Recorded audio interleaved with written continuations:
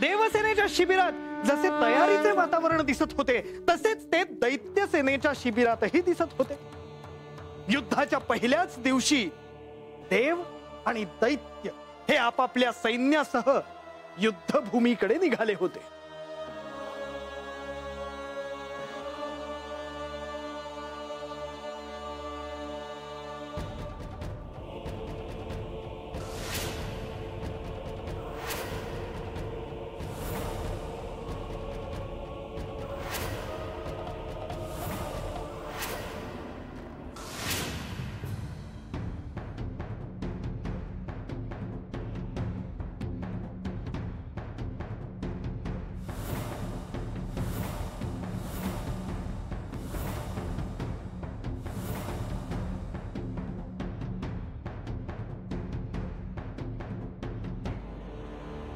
नारायण नारायण. आणि तो क्षण आलाच. देवसेना आणि दैत्यसेना एकमेकांवर तुटून पडण्यासाठी एकमेकांच्या समोर सिद्ध झाले होते. एकमेकांच्या समोर ते जणू उभे ठाकले होते. दोन्ही सेनांच्या जयघोषाने आसमंत जणू दणाणून गेला होता. प्रत्येक जण आपापल्या शस्त्रासह युद्धभूमीवर आपला पराक्रम दाखवण्यासाठी जणू सर्वच जण उत्सुक होते. आता प्रतीक्षा होती ती केवळ शंखध्वनीची.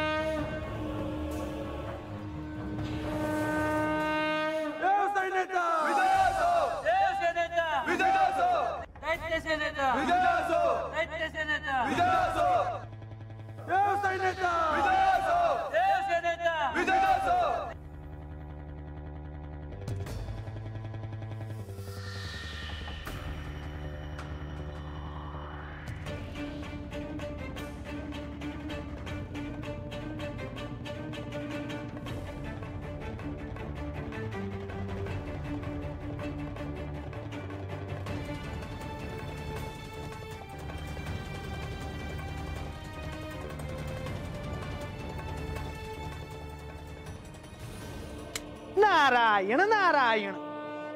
युद्धभूमीवर आता देवसेना आणि दैत्यसेना एकमेकांवर तुटून पडल्या होत्या. तलवारींचे वार होत होते. धनुष्यातून बाण सुटत होते. भाले हवेतून जात आपापले लक्ष गाठत होते. कुणाचे परशु, कुणाचे त्रिशूळ प्रतिपक्षाच्या सैन्याला कंठस्नान घालत होते. युद्धभूमीवर या सेना भिडल्यामुळे सर्वत्र धुराळा उडाला होता. आणि या धुराळ्यामुळे आकाशात काळे ढग जमले आहेत की काय असे वाटत होते.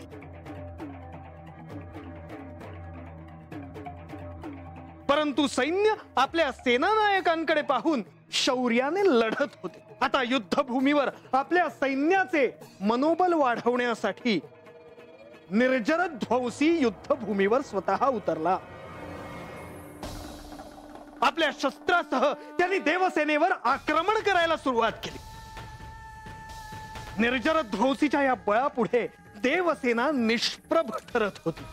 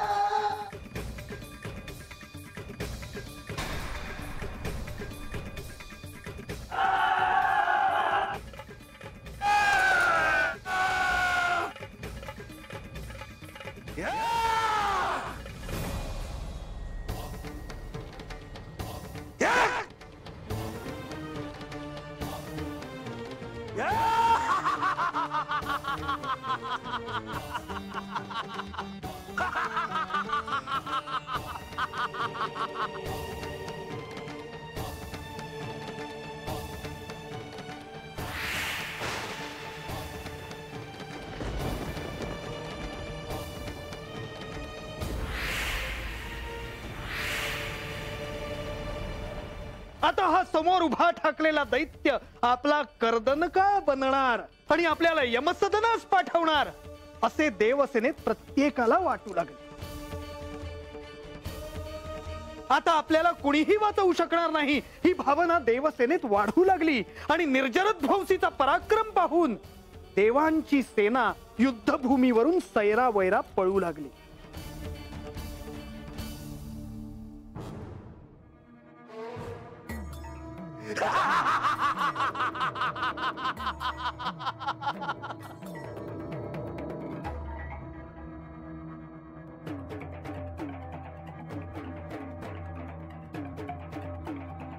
थांबा!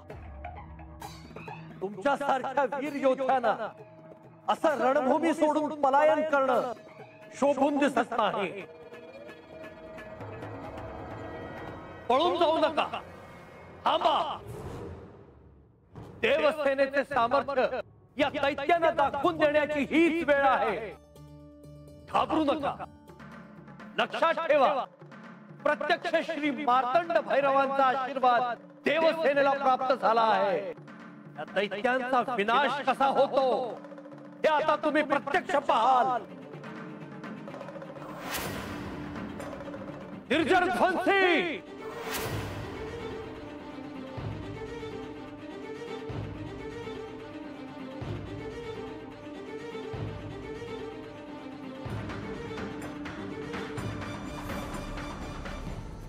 आलास इंद्रा, ये.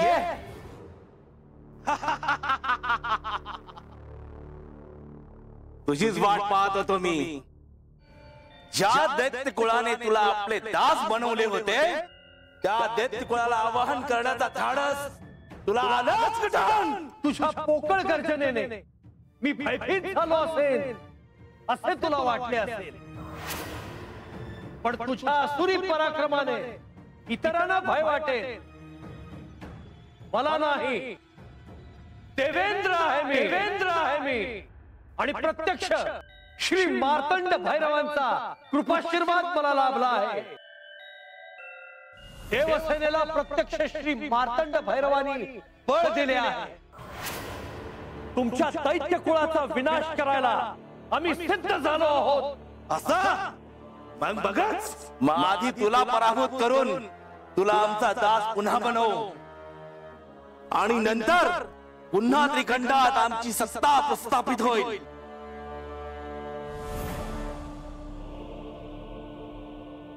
नारायण नारायण.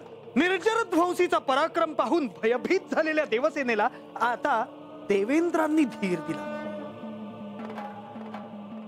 युद्धभूमीवर देवसेनेचे मनोबल उंचवावे म्हणून स्वतः देवेंद्रांनी आपले पाऊल पुढे टाकले आणि थेट निर्जरध्वंसीला आव्हान दिले. एकीकडे अहंकाराने उन्मत्त झालेला तो दैत्य आणि एकीकडे श्री मार्तंड भैरवांचा आशीर्वाद लाभलेल्या देवसेनेचे नेतृत्व करणारे देवेंद्र यांच्यात युद्धाला प्रारंभ झाला. दोघेही बलशाली होते, त्यामुळे कोणीही हार पत्करायला तयार नव्हते. देवसेना आणि दैत्यसेना आपापसात जरी लढत असल्या तरीही देवेंद्र आणि निर्जरध्वंसीच्या युद्धाकडे त्यांचे लक्ष लागले होते. कधी देवेंद्रांचे पारडे जड होई तर कधी निर्जरध्वंसीचे. अत्यंत तुल्यबळ अशा प्रतिस्पर्ध्याशी लढा देताना सर्वस्व पणाला लावावे लागते. त्याचप्रमाणे देवेंद्र आणि निर्जरध्वंसी हे आपले सर्वस्व पणाला लावून लढत होते.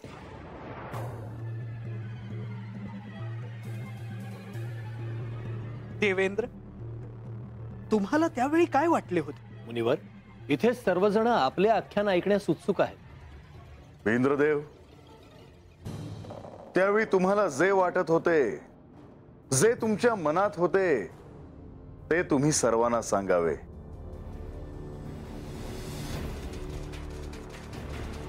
आज या आख्यानाच्या निमित्ताने मला पुन्हा ते कथन करायला मिळते आहे, त्यामुळे मी कृतकृत्य झालो आहे. सांगा देवेंद्र, तुमच्याकडून हे ऐकायला सर्वजण उत्सुक आहेत.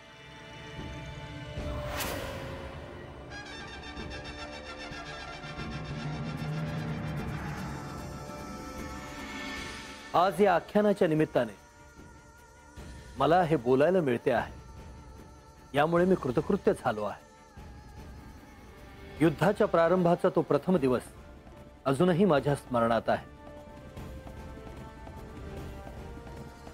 श्री मार्तंड भैरवाने या युद्धाचा प्रारंभ मी करावा असे मला सांगितले होते. त्यामुळे माझ्यावर फार मोठे दायित्व आहे याची मला जाणीव होती.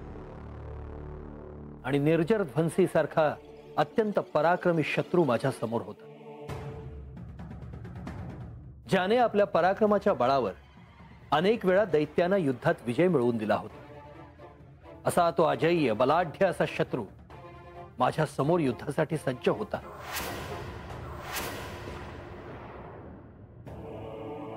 भयभीत झालेल्या देवसेनेला मी युद्धभूमीवर थांबण्याचे आवाहन केले. देवसेना जर युद्धभूमीवर नसेल तर देवांचा पराभव झाला असता, आणि युद्धाच्या आरंभीत जर देवांचा पराभव होतोय अशी चिन्ह निर्माण झाली असती तर देवसेनेचे मनोबल कधीही उंचावले नसते. ज्या दैत्यांनी संपूर्ण त्रिलोकाला वेठीस धरले होते त्या दैत्यांचा पराभव करण्यासाठी सर्वजण चातुर होते, पण त्यावेळी दैत्यांचे बळ अधिक होते.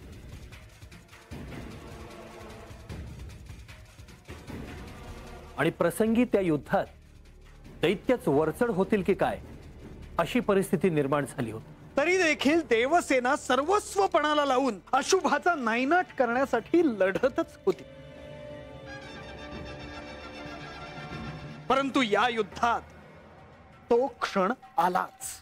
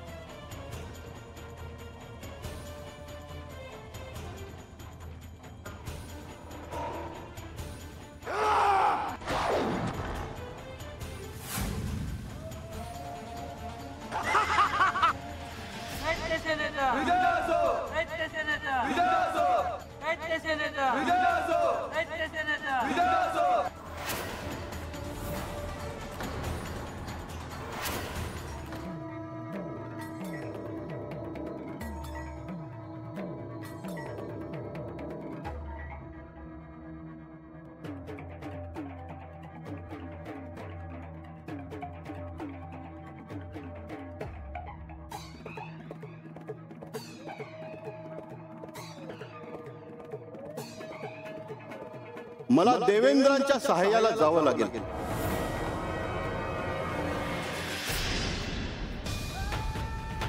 मी त्यांना सहाय्य करायला हवे.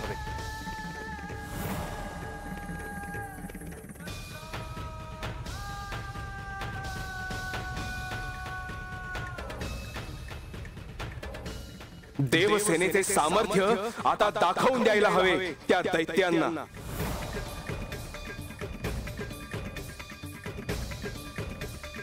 देवेंद्र, मी तुमच्या सहाय्यासाठी तत्पर आहे.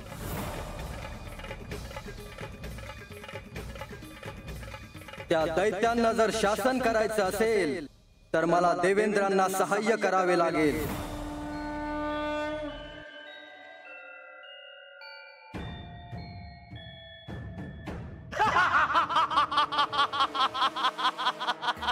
अरे तू काय आमच्याशी युद्ध करणार? तुझा पराजय करताना मला क्षणभराचाही विलंब लागणार नाही.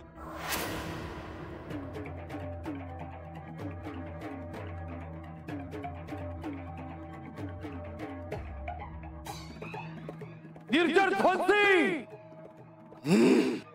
ही समस्त देवसेना आता तुझा कसा विनाश करते हे तू पाहशील.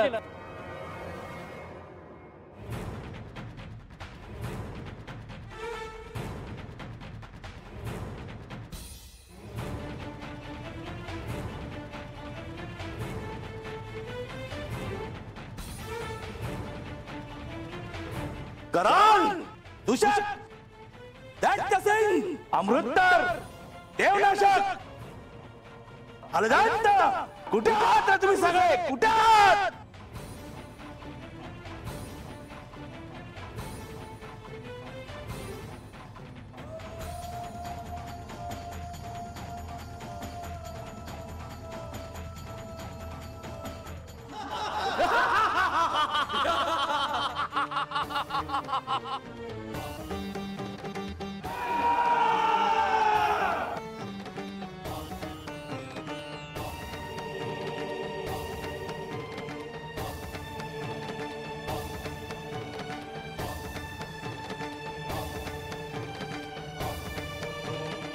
वैराग्य योगी शिवशूल पाणी सदा समाधी निज बोधवाणी उमा निवासा त्रिपुरांतकारी तुझ वीण शंभो मज कोण तारी. नारायण नारायण. देव आणि दैत्य यांच्या युद्धाच्या पहिल्या दिवशी कोणाची सरशी होणार याकडे आता सर्वांचे लक्ष लागले होते. इंद्रदेवांसह सूर्यदेव, चंद्रदेव तसेच कराल, अमरोत्तर, दैत्यसिंह, दूषक, देवनाशक आणि हलदंत हे दैत्य निर्जर ध्वंसीच्या सहाय्यासाठी धावून आले. हे सारे दैत्य एकत्र येऊन आता लढण्यासाठी सिद्ध होते. आता लवकरच साऱ्या रणभूमीवर तुंबळ युद्धाला सुरुवात होणार होती.